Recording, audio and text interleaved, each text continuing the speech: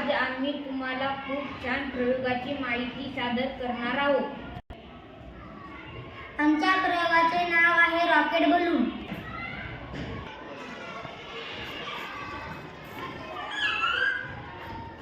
या प्रयोगासाठी लागणारे साहित्य दोरा, स्ट्रॉ, रॉकेटचे स्टिकर आणि फुगा।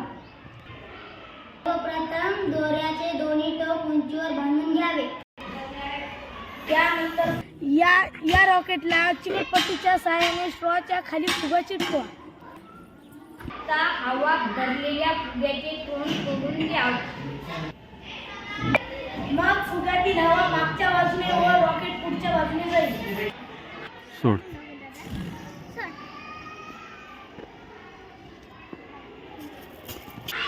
अशा प्रकारे आमचा प्रयोग संपला। धन्यवाद।